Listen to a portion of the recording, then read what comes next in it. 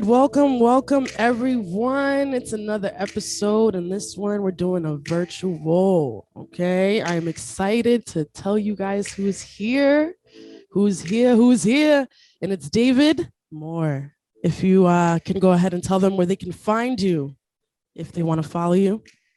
You can find us at more, MOORE _motivation or moremotivated.com. Yes.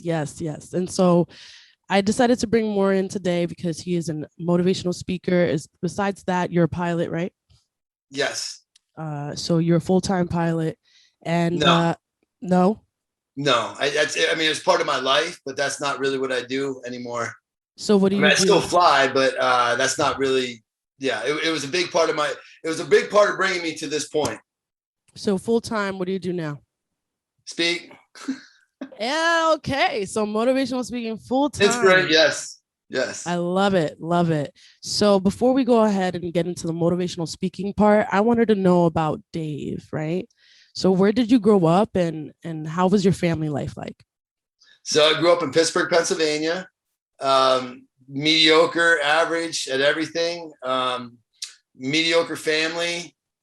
I mean, good. Nothing wrong with that. But I mean, just there was.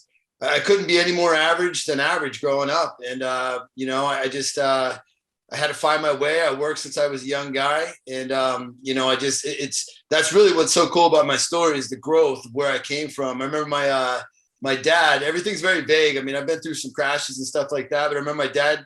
He said he worked for the post office and he hated it, absolutely hated it. And he used to be like, I have 13 years, 5 months, 3 days, and 6 hours till I retire. And that's no way to live, you know? And he came home and he said, son, I don't have any money to send you to college. Here's an application to the post office. I was like, well, why do I want to go do what you hate, right? Yeah, but that's all he knew, right? Well, that's all he could do, you know? And like you said about the aviation thing, and luckily for me, because so many people, it gave me that drive because, I wasn't a great student. I wasn't really focused, and really people that aren't good students, or I wasn't a bad, it all depends if you have the focus or not. If you have a purpose, a reason to go after something, that's what makes the haves and the have-nots. And really the follow through is the most important thing. The people that follow through on their passions and their purposes. And that's, really that's what took me from just kind of milling through life. I mean, I had no direction, and I wanted to do this aviation thing. So growing up, I remember there was absolutely no jobs. The aviation market was in peril. My uncle owns a big computer science company, self-made. Barely graduated high school, Vietnam grunt, wow. And he just had this passion. He figured it out, and he did really, really well for himself. So I got a little bit of money to go play football at a small college. And, my dad kind of talked me into, doing computer science. Like that's what I would do. And I absolutely hated it. It just wasn't me. I just wanted to punch the computer. I'm like, what's wrong with you? I don't know. It wasn't Dave. I'm not saying it's a good thing. I'm not saying we're all different, right? We're all right. So different. So that's how I grew up. And I had this drive, and I worked in the steel mill during the summer. I did, just kept working to get money and just kept flying and doing my thing on the side. And eventually I got hurt playing football at Bethany College. And I got accepted to Ohio University. That's where I went and started chasing my dream. Right. That's actually beautiful. I had no idea. So your uncle, would you say he was the start of that influence in your family to kind of get you outside of what your dad was going to force you on or anything like that? No, that was me. It was just, that was just me. It was like, I just knew that I wanted to, I just wanted to fly. I mean, it was in me, and finding that is really the difference of, what pulled me out to give me something to go after. And even though there was no jobs, I mean, at the time it was one of the worst industries to be in. And, but just because that's what I wanted, I just kept driving forward to it. Interesting. Okay. So what self-limiting belief did you have to get rid of achieving your goal, one of your goals in life? And how did you cope with it? And, what song or anything helped you get through that tough self-limiting belief? I know you're from such a music background. And I don't have the music background that you have. I can tell you that I've been on a real Freddie Mercury kick because there's something about him and Live Aid, like his whole story and what he did. And, whether it's true or not, but when he said, I'm going to do what I was born to do, I'm going to go out and perform, when he was, he found out he had AIDS and he was dying and his vocal cords were, to me, that's what it's all about, is knowing what you're born to do. So my self-limiting, we're our own biggest obstacle. We get in our own way. We hold ourselves back. I came from a mediocre family. The so-called friends that you have, they're just there holding you back, because if people see you going like this, it's not that they're not even happy for you. It's more, everything's about them. And I mean, that's human nature, right? But they're saying, well, if Dave's doing this and I'm not going anywhere, then, so that's an insult to me. So people try to reel you back and they try to hold you back, and you have to break out of that mold. I mean, you talk about music and musicians, every one of them had to break out of a mold, and most of their songs are about that, about how they had to break out or come through or overcome adversity. And it doesn't matter, what you're doing, you have to break out and you have to say, look, I'm not little Davey Moore, I'm not this guy that, messed up here or did this or did that. You have to keep growing, and if you knew me 3 weeks ago, I've grown since then. But if you knew me 20 years ago, I've way grown since then. So, it's just that constant growth process, and really reaching out and surrounding yourself by people that were going to grow me. If you look around and you're the smartest person in the room, you better get out of that room, Right. So I sought out, or just, I had good energy, and I found myself around, like, successful people that, very successful people that because of my fight, because of my drive, because of my 1-2 attitude, that, they kind of took me under their wing, and they kind of showed me, how to step out. Because the hardest thing for anyone to do, whether you're starting a business, whether you want to be a musician, whether you want to, whatever, I didn't really set out to be an inspirational speaker, and we'll get to that. I didn't at all, actually. And it's just kind of the way life took me. But, stepping out, that, all I wanted to do was be a pilot for American Airlines at one point. And then that graduated into, I wanted to have my own company, and I wanted to be an entrepreneur. Right. And really putting your name out there is the hardest thing for anyone to do, because I think Brianna said, whether you're doing good or you're doing bad, people are going to talk about you, so you might as well do good. Right. And I mean, that's the truth, isn't it? That's true. But like, what was the self-limiting belief? Like, did you doubt yourself? Was it the financials? I would not get there. What was it? What was the one battle, would you say? Oh, there's many battles. Financially, I had no money. I mean, I was the guy pumping plasma in college, but that wasn't, if you never let money hold you back. When I first started, I said, there's no, how am I ever going to get to an airline? How am I ever going to fly a jet? How am I ever going to, it seems so far off, like these people were bigger than life, to get there. But overcoming those, it was just, I'm the kind of guy that the lady that helped write my book said, the one thing about you is you just fight your way out of every corner. I'm just a fighter. I'm a scrapper. I have the grit. So I don't think there was any self-limiting. There was a lot of knockdowns, a lot of knockbacks.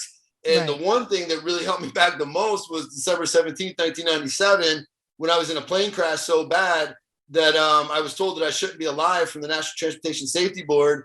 And I mean, you can imagine, I went through post-traumatic stress, and I was too scared to fly. So I guess the one thing that almost held me completely back was, people don't just recover from post-traumatic stress. And you notice I don't put the disorder on there, because anybody telling you that you have a disorder, you just let that person go on with themselves. Because I went through post-traumatic stress, of course. I crashed an airplane dramatically into the woods. My face was ripped off, and, I shouldn't have lived. And I came out, I couldn't even talk about it. I would be like this, I'd be shaking, and they have me with a psychologist sitting in front of light boards, going back and forth. And I became scared to fly. I couldn't even get on a commercial airplane in the back, I'm talking about, So here, the one thing that was still driving me at this time was to be a pilot. And imagine, aviation being your entire life, and then you're just 100%, you're scared to even get on an airplane. So I guess if you want to say the one thing that really almost, tried to hold me back, that I had to get past, I could say that's a pretty big one. I had to overcome myself. I had to overcome post-traumatic stress. And I took that to the very extreme, where I went all the way past that plane crash. And I went through 2 years of just, I remember at one point I was like, I just feel like there's marbles rolling around in my head. It was like, just so intense. I mean, imagine just, you know, at 23 years old, just trying to understand the purpose of life and what you're going through and who you are and everything else. And I took that and I got the courage. It took me about 2 years. I mean, we're talking, I used to have 160 at rest heartbeat per minute. Right. And I took that and I overcame that, started flying again, went down to Navy flight school where I could barely get on the airplane. I'd have my legs straight out like this. I was so nervous to even be in an airplane. And here I was competing against the best of the world. And I graduated top of my class, competing against the best of the world. So wow, that's how you overcome any obstacle. If you can do that, you can do anything. And when you that's you know one obstacle. Yeah, that's definitely one obstacle for sure. I was thinking smaller because we were gonna eventually get to the pilot, but you already went there to the accident. Now let's talk about what was the first passion you were aware of, and at what age? Was it always piloting or like what was it? Was it football? You mentioned football. Like what was the first passion you had? Definitely aviation. So, I mean, like anybody else, I wanted to play sports. I was Rudy at best. You know, I had a big heart. I tried hard. I played hard, but just didn't have the, you know, I didn't have the physical characteristics or the abilities to, you know, everybody has the dreams. You know, everybody wants to think that they're going to make it. They're going to be, I wanted to play for the Pittsburgh Steelers, but reality set in that was never going to happen. So aviation is the one thing that really pulled through. Okay, aviation, gotcha. So, and then it says here, well, how did you know you wanted to become a pilot? It was just in me. It was in my blood. I started when I was young. I started building remote control airplanes, and you know, I would read aviation magazines. I would, you know, go out and it just you start seeking things out. You know, you find yourself sitting out at the airport, looking at, you know, watching the airplanes come in, and you know that's when you just know it's just in your heart. It's something in you. And my aunt, I think it was like my 15th birthday. She got me a ride in a 14th or 15th birthday. She got me like a 20-minute ride in a 172, a little Cessna. And the funny part is I actually went back and instructed at that club years later. Okay. You know, it's a small world, right? But, you know, I was just hooked, you know, and it just little pieces and you got to find what's in your blood. And it might not be that, you know, I don't have that same burning passion for aviation. I mean, I love aviation, but just I've checked all those boxes. But, you know, you've got to, that was the catalyst. And when I passed those tests, it brought me forward to the, you know, I mean, just kept promoting, you know, as I went through life. Yeah, I can only imagine. That's actually beautiful. And then it says, what characteristics did you have to uphold while inspiring to reach one of your goals? I'm sure you had to build self-discipline that you didn't have before. Well, absolutely. Self-discipline's always probably been lacking. If you didn't know me and said, hey, I was going to go to the military, you'd be like, no. And I'd be like, no. Like, there's no reason for that.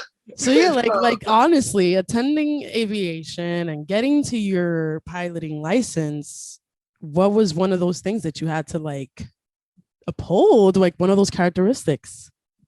Characteristic, I'd say drive. I mean, you got to put the effort in. It's one of those things where I remember pre-solo for my private pilot, and I just remember thinking, I'm never going to get this. It's never going to happen. I'm never going to solo. I'm never going to, you know, it's just, you get to that point where, you know, and you have to just keep driving through and you're going to have setbacks along the way. So I think it's the constant grit, the constant drive. Of course, you have to have self-discipline. You have to want it. You have to, you know, you got to adhere by the rules of aviation, all those things. Right. But, you know, if you're not even willing to put that effort forward, then you shouldn't even go down that path. But, you know, the constant drive of, you know, there's certain parts where you have a hard time getting through and you're going to say, you know, hey, I'm going to get through this no matter what I have to do. Yeah, that's actually very true. Determination and drive helped me get through everything that I've been doing lately this year. So I'm going to have to definitely agree with you on that. Now, what happened in your life that made you want to say, I'm not going to stop here. I want to impact lives? Well, you mean to get to the speaking? Yeah. I've been through 3 plane accidents. It's like, you know, and everything in between. And really that's just the parts of it. You know, I mean, I've been through the hard parts of life, you know, losing a parent, losing a child, you know, all those pieces there.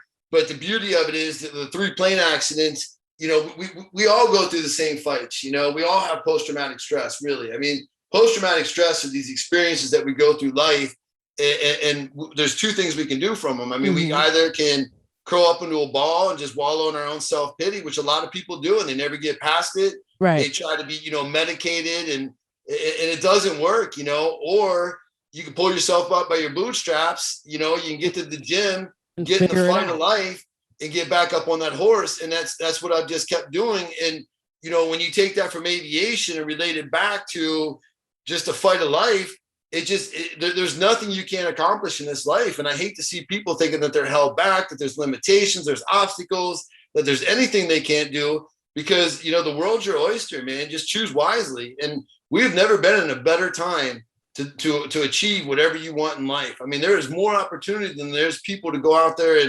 and fill it and go out, and people are being sought after, talent's being looked for. And all you have to do is just have the fight to go out and get in over your head, swim in deep waters. If you swim in shallow waters, you're going to be out where you're at. But if you're willing to go out and get in the deep water, and I'm willing to jump in and say, you know what, I'll figure it out along the way. And I'm not exceptionally smart. I'm not exceptionally, anything. I have an exceptional drive. And that's what, I've taken the last 20 years to rebuild myself and create the person. Because the worst thing we can do is say, hey, I'm trying to find myself. There's no such thing. We discover what we're good at. And that's one thing, I'm not going to go out and be a singer. I mean, I like to be a singer. I was down the elliptical, I was singing. My kids thought it was cool. Yeah. But they think everything I do is cool. But I have to discover that I have a unique voice, which a lot of people recognize and think's cool, which is good for the speaking, but it might not be the one that's going to get me on the stage with 100,000 people packed in there, because I can't carry a tune. Right. But, right. So I discovered that I am not really good at that. But what I am good at, I'm good at leadership. I'm good at rallying people around me. I'm good at seeing the big picture and coming up with a plan and moving it forward. I mean, I have so many things that I'm good at. So I take those, and that's not what I'm trying, not what I'm trying to find myself, because what we need to do is we need to create ourselves. And that's what people don't understand. You're not looking to find yourself. You already have it. You create yourself. You get a fresh slate every day to get up and start over and start anew. I mean, life is beautiful, and we lose the passion. And, the funny thing is because money drives us. And I'm not even saying that's a bad thing, because, so many people are out there and they're in the fight, and they want the money, and they want this, they want that. And then how many famous artists do you know, or famous actors or people that they achieve that success, and then they go out and kill themselves? Because you can't fake it till you make it. Because when you make it, you might realize, oh, so we have a couple more dollars in the bank. Yeah, I can buy this, I can buy that. But I don't like the person I am, or I don't like what I'm doing. I don't have that purpose. I don't have that passion. I don't have that drive. And that's where people fall short. And that's what you have to go out and find out what really makes you happy, and the success will ensue. Yeah, you're 100% correct. You do have to find what makes you happy. A lot of us look and we think, oh, I need support. I need to help. I need this, I need that. And it's already inside us. Like there's gold in us. We just got to explore it and not run away from it, and it's like a lot of us, we cope, we go through things, and we either go through drugs or all these things. And I'm not trying to judge, because, we've all been there, we've all been to those times. But, you get older, you get kids, you start realizing that life is more valuable. Then you start saying, oh, snap, I've been the one stopping myself this whole time. No one else has. Like, I'm the one who believes this. I can change my belief system. It's just a matter of waking up and doing that. Now, you said you've been to 3 airplane piloting accidents here. Yeah, let's talk about the first one, right? First one, the book I just put out, it's called Wake Up and Win. You just said you got to wake up. Yeah. That's my whole thing. It's just, I mean, you hit the nail on the head, and everybody thinks that it's like, just do it, like Nike's telling you, just go do it, man. That's all you got to do is just do it. It's not going to be easy. It's not supposed to be easy. You're supposed to struggle. You're supposed to fight. You're supposed to go down this road and be like, oh, wow, it was fun for a while, but better come up here. Oh, wow, this isn't good. You have to be. it's all about learning the lesson from what happened. And it's funny because leadership, that's all it is, man. And you want to lead yourself. That's the first thing you need to do is lead yourself. And leadership is no more than taking the experiences in your life, learning the lesson, and then not doing it again. You make the mistakes less and less and less and smaller and smaller and smaller. And that's when you're going to take off at whatever you're doing. Yeah, so I feel like it's the fear of the possibility of falling into the same failure, even though you're not walking into it or expecting to walk into the same one. Just the thought of that doubt and that fear just clouding you, that causes that procrastination of even attempting to reach a goal. You're 1,000% right. It's just the fear. And I'm going to throw something else at you. A lot of people are afraid of success. They really, truly are afraid of their own success. And that might sound crazy, but when you're successful, that means you're putting yourself out there. That means that, you know, have you ever seen a YouTube? Like, I don't know who your favorite singer is, but you pull up a song and you're like, that is a fantastic song. And you see 3 million like thumbs ups and you still see 175,000 thumbs down. I mean, you know, you have to, it's people are afraid of going out and finding their own success because people are still going to come against you. Everybody's not going to embrace you and it doesn't matter. But if you stay small potatoes, then the thing is, you know, less people are interacting with you and you have less visibility. So you feel, like you said, more comforted and less fear, where if you go out there, then it's like, you know, now this person's saying this and that person's saying this, and, you know, I'm saying whatever. So, like, right. Yeah, and that's what I'm saying. You're 1,000% right. So it's not only the fear of failing, it's the fear of success. And then you just get caught in this little roundabout where you're just kicking the can down the road and you're not going anywhere. And it's kind of sad because then you're just going through the motions of life. And the one thing, so going back to your original question about my first plane crash. Yeah. I mean, I touched death. I touched it. I tasted it. I felt it. And it completely changed from me just being absolutely mediocre, just kicking the can down the street, just taking it as it came, to a whole new outlook. So it's December 17th. I'm going to give you the short version. December 17th, 1997, which is kind of fun because the first flight ever was December 17th, 1903, right? Thing I love more than anything in the world is flying. I mean, it's just passion, it's drive. I mean, imagine I'm pumping plasma because I can't afford to be in college to get money. I'm living in a condemned apartment. I flew for this real estate company down there and I didn't have anywhere to live. And they gave me a place that they couldn't even rent out. They were the biggest real estate company in Athens, Ohio, down at High University.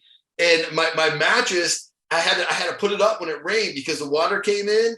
And the bathroom, the toilet, I had to fill up a bucket in the shower and put it in the toilet to flush it. So, I mean, I'm living pretty primitive. There's no heat, just the pipes through it was a basement, the pipes through there. So, you know, I mean, it's like, I just love aviation. This is what I'm fighting for it. And the thing that, you know, it's the safest way to travel, which it is, it's, you know, this and that. So December 17th, 1997, I go out and I fly from Athens, Ohio up to Steubenville, Ohio, where I pick up Dr. Michael. He's a self-made man, like walked out of Egypt with 13 cents in his pocket and came over and you know, I mean, built these two beautiful businesses. And so, you know, just imagine flying with somebody like that. So, and I'm a young guy and I was good at what I did, but he was terrible. He was great at being a doctor, but really bad at aviation. It's vocational. It's real hands-on, you know. Really? How old are you?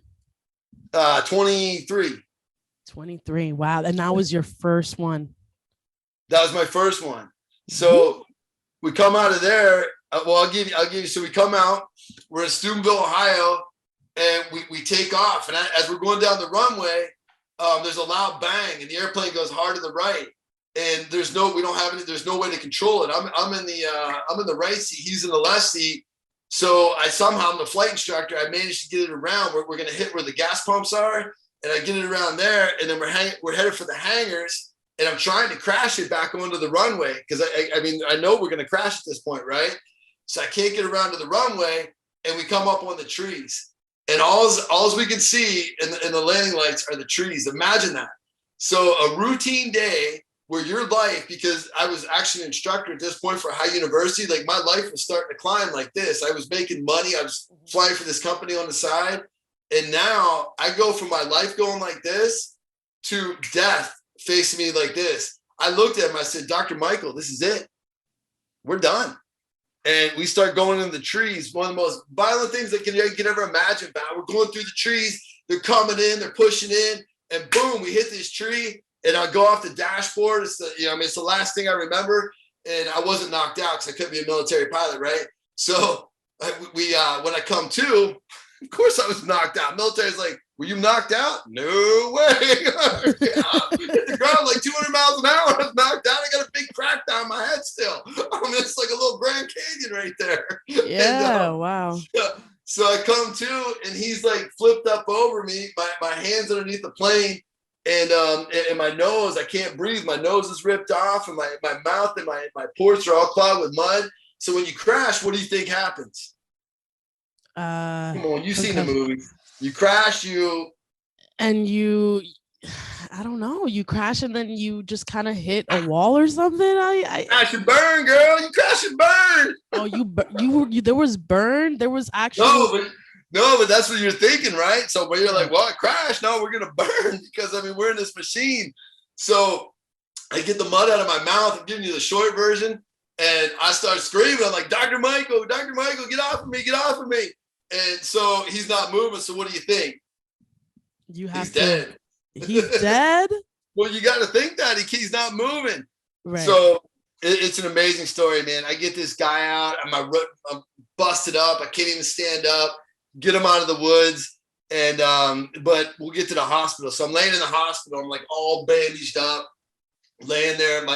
You can't even see it, but it was amazing. So they life flight him to Pittsburgh, the big Pittsburgh hospital. But they don't put me on the helicopter. We're severe injuries. They put me on this ambulance, take me, my eyes are swollen shut. I'm a mess. Take me to this little Steubenville Diagnostic Health Center, this Trinity Medical Center. Yeah. It just so happens like this leading edge, up and coming plastic surgeon who has this whole new method, or else my face would be all skin graft, is working there. And he does these procedures on my face to rebuild my face instead of skin grafting me. Which really changed the course of my life, man. I would be all disfigured or whatnot, but it's just amazing how it happens. So I'm laying in bed, and the NTSB comes in, the FA and the NTSB, and the guy's like, he's pacing back and forth in front of my bed, and I'm like, oh, this is bad. This is really bad, right? I'm laughing about it now, but I'm like, this is really bad. And so I like broke the silence. Like I could tell the guy's like, he's contemplating something. It's just, I just crashed a plane out in the woods. I know everybody's probably pretty upset about it, right? Right. And so I go, sir, my certificates are in my jeans, because they cut my jeans off when I was in the surgery or whatever. You know how they have those little hospital beds like on the side? It was laying over there. And he goes, I'll get that stuff. He looked at me and he goes, I gotta know. He goes, so you crashed. We crashed about 7:00 that night. It took me 2 hours to get us out of the woods. So about 9:00, I get us out. It's really cool. But anyways, so they start scrambling, like, they're looking for the airplane because they don't know. Like the guy that first saw me just shined his light on me. He said, plane or car? I just come out of the woods like all bloody. I'm mangled, and I'm dragging this freaking guy on my back. And he goes, I gotta know. He goes, you crashed at 7. You got out about 9. He said, we started the first responders looking for the airplane because they thought there might have been more people out there. And he said, I had to put another airplane up in the air to go out and find that airplane. He goes, I've investigated. They didn't find it till 1:00 the next afternoon. That's how far in the woods we buried this thing. Wow. He goes, I've investigated a lot of accidents, and I'll give you 3 reasons. There is no way you should be alive right now. Absolutely 0 way that you should be alive. And I'm just like laying there like, damn, man, sorry to disappoint you. I'm going back to that pizza shop. Right. Like there goes my hopes and dreams flooded right out. And he goes, I got to know. He goes, how did you find your way out of the woods?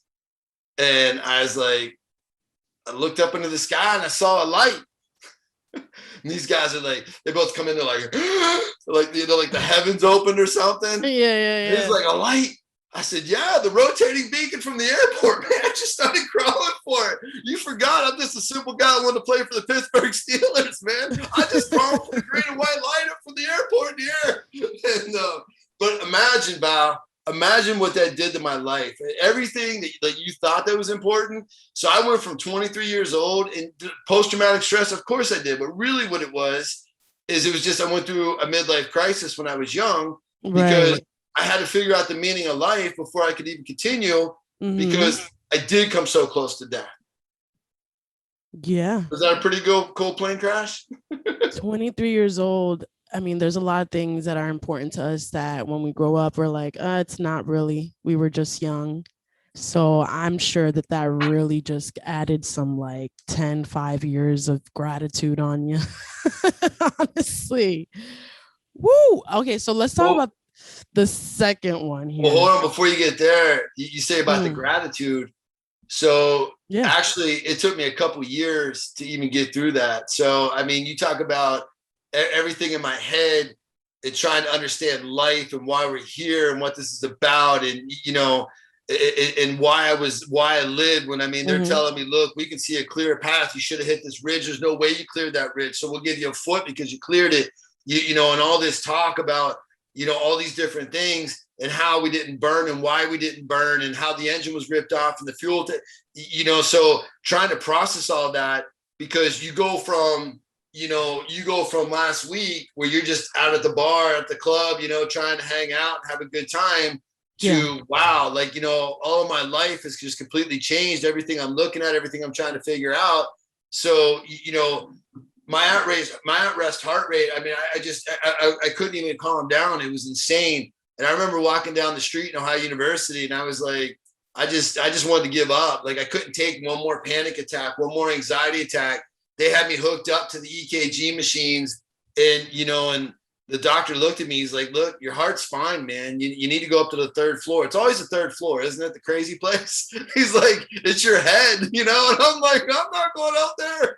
And, but just trying to process all that. So not even that you think gratitude, but really like, you're like, you know, why me? And then why did I live? And then, but you have to learn how to get past the how and get to the why. And I knew there was a greater purpose in my life right from that point. So that was a point that really propelled me. Go ahead. No, go ahead. So I'm listening. Oh, I thought you had something to add there. So, I mean, you have to understand that was a really dark time in my life. I mean, really dark time where you thought that you would just come out and be like, woohoo.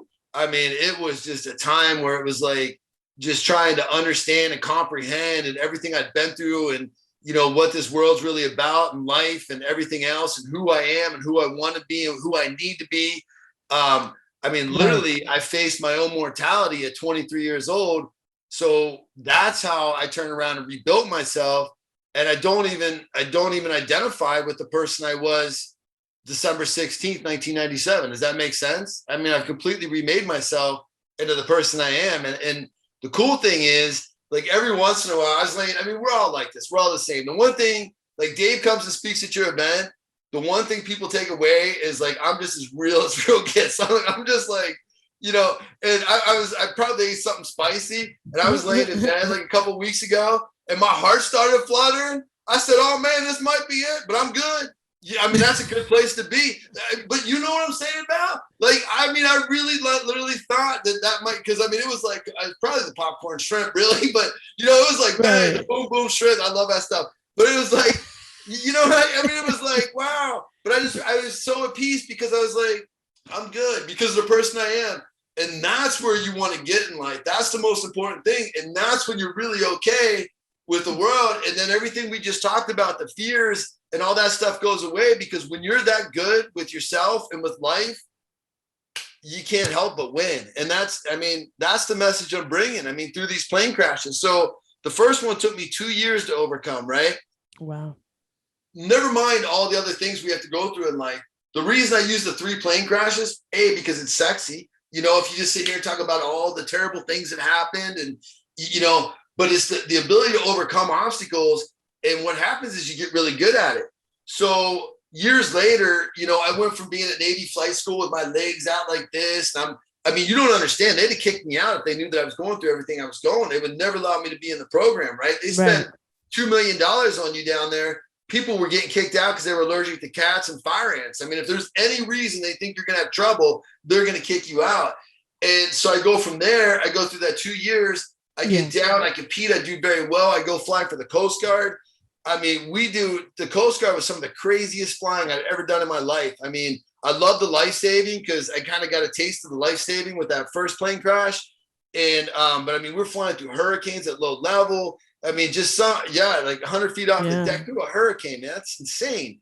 Right. And, but like I built my way up, and then because of a bad marriage or whatever it was, then I ended up in the Air National Guard. I went through Air Force training. So I got my Navy and Air Force wings. I mean, how lucky is that, right? I mean, how fortunate is that? Yeah. And then the big joke was I was flying this KC-135. So I went from being in, where I could Navy flight school where I'm like, just panic like this, just pushing through, where the joke was as soon as we leveled off in the airplane, my flight suit was unzipped and my boots were off and I was ready to take a nap, so imagine going from like, like this, afraid to fly to like, oh my God, it's nap time. We're leveled off in the airplane. So I came a long way. And then in that KC-135, we were refueling a C-130. And I mean, the stories I got to make short because we just don't have that much time. My book is like $3 online. I mean, it's not like I'm trying to make money off it. What's that? Yeah, I get that. The stories are in there. So we're refueling. We're refueling this airplane. It smashes up into the back of us, and I'll skip forward to the hospital. So we walk into the hospital, and which is always a good thing instead of being like transported to the hospital. And we came back and landed, and but everything I'd been through in my life, and I'm flying with this colonel who's an outstanding human being in life. Right. And he was a little shooken up because most people haven't been through what I've been through. And we walk in there and we're in our flight suits in a civilian hospital. And the lady goes, "What are you guys doing here?" I go, "Crash one Air Force jet," and everybody gets all upset. And the colonel goes, "Don't say that." He goes, "We'll be on the he goes, "Don't say that. We'll be on the 5 o'clock news." I go, "Bomb one wrong country and everybody's upset." She goes, "You funny guy, you're first." She took 27 vials of blood and 3 cups of urine out of me, and then asked me if I was dizzy. I'm like, "Are you kidding?" Yeah, obviously you're gonna be dizzy after that. Yeah. So, but that's the mentality. But the amazing part from there is my recovery time, 2 weeks. I mean, because that was a lot for me to comprehend. In 2 weeks, I was right back up and flying, and then skipping forward through everything else, I'm flying this Honda jet, right? And it's I mean, I'm a pretty accomplished pilot. I have my Navy wings, my Air Force wings. I was, sat head of the flight evaluation board, graduated top of my class. Right, you have a whole roster, right? Just a freaking right. Like I'm not even consider myself a pilot anymore. So like I had really done well at all this. And so I'm flying this little Honda around, which is a great airplane. I love them. And I'm working for this company in a different capacity for them, but doing some work. We got a Honda to get us around, and I take the president down, and she's sitting up front with me, and I fly at single pilot, and we go down to BNA down to Nashville, Tennessee, right? Mm-hmm. And we're landing on the runway. I mean, it couldn't be a nicer day out. It's blue sky, the wind's barely blowing. It's like 14,000 feet of runway, which is a ton of runway. It's a big airport. And I touch down, and right when I touch down, the airplane goes hard to the left. I mean, I'm already thinking about getting a cup of coffee, getting my coffee, dropping her off, and I was headed home. Right. Like regular day. Done. Right. And so we touch down, I come on the brakes, and the airplane just goes hard to the left. So they teach you to go neutral idle, and this is one of the first Hondas that were ever built. They're not like this anymore, but they put this braking system that wasn't great on it. And when you came off, once you released, you couldn't come back on because all the valves had to reset. Like I said, they don't make them like this anymore. It was a crazy idea. And so I had no brakes. And but they teach you in Navy flight school, when something happens, you go neutral idle on everything to figure out what's going on. And so I come back on, there's no brakes. And I mean, I'm heading like hard off this runway, right? So this is right after that NASCAR guy crashed down there, and they ran and turned into a fireball on the runway. And so we're coming hard off the runway, and I knew, Val, like as real as my arm is right here, that if I came down on that, because there's a narrow wheelbase, blah, blah, blah, all this stuff on the airplane, that if I came hard down on that rudder to try to stay on the runway, I knew that I put that wingtip down. I absolutely 100% knew it. So to make that decision like that you're going to take this thing off the runway is like a hard decision to make.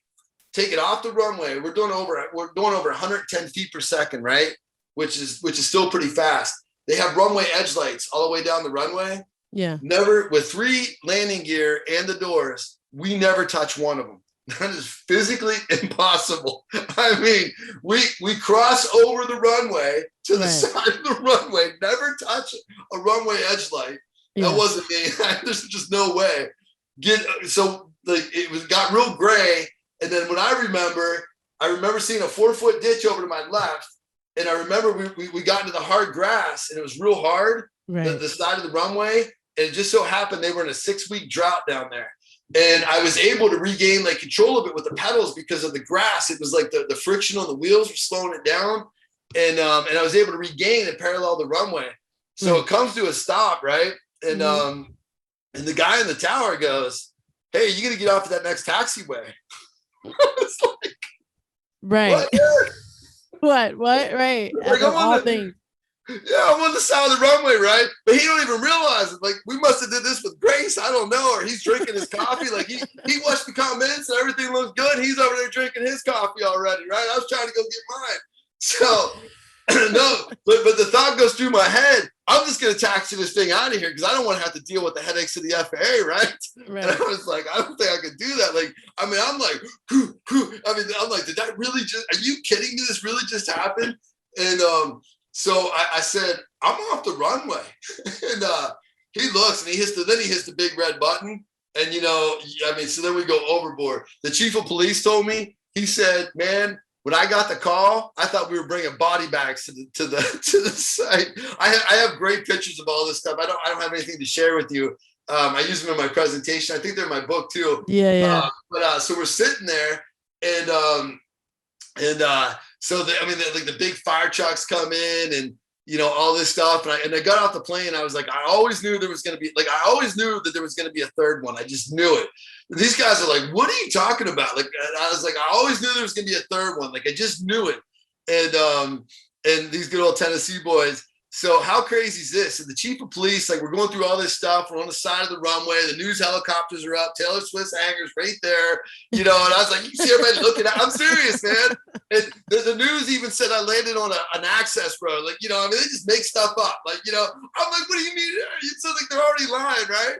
The guy who knows the planes in Russia. No, I wasn't gonna tell him. He already knew about it. I mean, that's how small. Can you believe that? Yeah. And, I feel like saying I landed on a taxi or this access road, just making stuff up. And so the chief of police, he's like, hey, he goes, come here. And I was like, oh man, you know, like, am I in trouble? I mean, because here again, we're off the runway. Like, well, you know, what did I do? And so I get in this cruiser, and I always joke that I was getting in the front, which is always a good thing. Because I'm like, what did I do now, man? I'm just out here trying to make a living. And he drove me back on the runway. I mean, this is like 15 minutes after it happened. He goes, where'd you go off the runway at? I was like, I have no idea. And, you know, like, I mean, this is like in my head, you know, I mean, I'm like, you know, I'm just trying to comprehend everything that just happened here again, right? This isn't normal. And so he takes me back. He goes, well, where's your tire marks at? I'm like, I don't know, man. And so I'm looking, I go right there. And he looks over at me like this and sitting right next to him. And he's like, I was like, oh, that's from his cruiser. We left no tire tracks, but his cruiser was leaving tire tracks. That plane weighs more than his cruiser. So I don't know, man. There's more to life than what you see is all I can say. I'll take it. But yeah, when the FAA came out, the FAA inspector, and they were actually awesome. I took full responsibility. I said it was all my fault, blah, blah, blah. It turned out to be a steering box that was messed up, but they got that all fixed and everything. But the guy from the FAA goes, that's integrity, man. You know, like sometimes you just say, hey man, I don't know. It was me. But they said that if there wasn't a little bit of grass and the right brake, that had never even known I went off the runway. I mean, how crazy is that? And guess what? It started raining that night. 6 weeks of drought. I don't know, man. Isn't the world crazy? Like how things line up, but when it lines up, I'm going to take it. You know, I must have been living good. But the funny thing is, Val, you said, you know, when did I want to start inspiring people or changing the world or becoming a voice? I didn't really, because like everybody else, like I could go do all these things. I'm very good at business. I'm very good at rallying people around. I'm very good at a lot of things, but putting yourself out there, it's just hard, man. You got, you got to do social media. You got to keep up on social media. You got to do and it's all part of it. And, but it was definitely the harder route to go. And I was kind of like, I was juggling in between that. And then I had this really amazing experience where I took that airplane. So I flew that airplane out 2 days later. I flew it out, which is pretty cool. I mean, it was a lot to digest. I mean, just imagine. So I'm trying to get through all that. And I have a sales meeting that I'm speaking at in Washington, D.C. I fly to the factory who's putting the new braking system on it, drive up to D.C., worst event I've ever had. I mean, usually my events, it's like, people are like, they just love it, blah, blah, blah. And they want an event on like overcoming. And I was just like, I didn't even want to be there. I've never been like that. Like, I love it. I just wanted to walk off the stage. And the funny part is they wanted an event about overcoming. Me showing up was the whole event. Like, I should have showed up, said I'm here, and walked away. But I couldn't even speak because it was like I was just trying to digest everything that just happened to me, and then all these things that people are telling me, you know what I'm saying? Yeah, I've been there before. That's why I'm laughing. Like, you're speaking, you're just like, dang, I didn't even get time to process what just happened to me. Like, I just ran off the runway. There's no tire track. I don't know what the heck's going on, man. I don't know why are we here? Like this is what's going on in my head, and you want to talk about sales? I'm like, I just don't want to talk right now. And but just the fact, and my whole thing is in life, you just got to show up, man. Like, no matter what, I drove up to that event. I didn't sleep 1 minute that night. I was standing out in the grass of the hotel, like out on the side. It was this beautiful, and there wasn't much grass. It was this beautiful resort they put me up at, which I appreciate. Yeah. But I found grass, like to plug into the earth. Like, I was just trying to like anything, just to try to like gain my bearings. Never slept a minute, showed up. I mean, you talk about a hard day, but in life, man, you just got to show up. And that's what, that's what people miss, is just show up, man. Get in the fight, get in the ring. And, you can't always explain the how, like how you got there, but the why, and I was going through this time where I wasn't sure, like I had all these opportunities. These people were pulling at me, come do this, come do that, have this business. And, so I fly in, I regain my bearings. I fly up to this little airport in Beaver County with that plane, actually. Yeah. And I'm already over it. And the Uber driver picks me up. And he's like, hey, are you a pilot? And I'm like, yeah, man, whatever. Like, because I know 1,000 pilots, it's like not that. Right. Like you, right. And he's like, he was from Central. His name was Frisco. He's from Central America, something like that. And wanted to be a pilot. I said, dude, you hit the jackpot right here. I said, what's your number? And I gave him my medical examiner. I said, you see that school right there? I said, I helped get that going. My buddy runs it. I said, you go to community college. Like I'm laying it all out for him, right? Yeah. And so we're driving, but in my head, I'm going through this debate because I'm like, really, do I need to be doing? And I just had that bad event. And I'm like, man, I don't really, do I really fight through? Is this really? And we're driving, and we're driving down this road up in Beaver County, Pennsylvania. Mm-hmm. And this guy Frisco, he's driving. He goes, do you see that? We're not going that fast, Val. He's like, do you see that right there? I'm like, yeah, I'm not a real outdoorsy kind of guy. Like my idea of outdoors is like, 5 stars and 2 mints on the pillow. And, right. And he's like, it's a fox. I'm like, okay, there's a fox, big deal. So we drive up a little bit further. He's like, what is that? He's like, that's a wolf. And I'm like, I don't know what that is, man, but don't stop. And I remember he had his arm up like this. And he had goosebumps. He's like, that's a wolf, because they don't have wolves in Pennsylvania. And it was a full-on, awesome-looking wolf. And I knew, and that's why I have the poster of the wolf. We don't have it up yet. We just moved into this place. But it's a strength and courage. I knew. So that's how I knew that I had to go out and do what I have to do, because, I could have took that easy way out and I would have had a good life. It would have been great. It would have been good for me. Mm-hmm. But my purpose is to go out there and help others, get past, especially that generation who's out there looking to take those risks, get out of that comfort zone that you talked about, that concentric circle, and help them go out and make everything of their life. And I had to stand up and do that. And that's how we ended up here. Oh, wow. That's a beautiful story. If you know that whole moment, a whole wolf helped you realize, like, hey, I gotta come out and impact. I mean, that's good. That's good stuff right there. Now, what is your goal in the next 3 years? Next three Being years, being a motivational speaker, like what do you envision for David Moore and everything that you have going on and building? changing lives. Like I don't have a monetary goal. I don't have. I'm good. You know what I'm saying? Like it's the impact, man. I want to. I want to go out there and I truly want to make the world a better place. I want to. You know, there are no wolves in Pennsylvania. That was as real as my right arm. And I mean, I have Frisco. He's in my phone. We'll call him up. It changed his life. I mean, he kept talking about it, and I said, "Look, man, if you've seen everything you've seen in my life, I believe it." He's like, "I can't believe there's a wolf there." And I said, "I know, I understand that because this is how my life has been going." I said, "But what I need to figure out is what that means to me." And it was defining the strength and the courage to go out there and change. So my next 3 years is going out there and just making the world a better place. You know, finding people that, because there's so many people that are just undervalued, underemployed, and they're just in their own, they're their own obstacle, and they just need that little push, man. And I want them to hear Dave Moore, and I want them to just say, you know what? When I stand on stage, my biggest thing is if I can do it, you can do it. And you know, I'm 5'8" with my boots on. I wanted to play for the Pittsburgh Steelers. That wasn't my calling in life. Go out, discover what you're good at. Yeah. Don't try to find yourself. Mm-hmm. Create yourself. Use the things you're good at. Create yourself and work with others. That's what teamwork really is. Because when you come together, different people, different talents, that's how great things happen. I mean, I really want to change the world. I probably should have a better 3-year focus on the speaking, but it's building fine. My focus right now is I just hope that I'm kind of sad because we booked a whole bunch of new events. Had my first live event just a few weeks ago. That was, you know, from the COVID.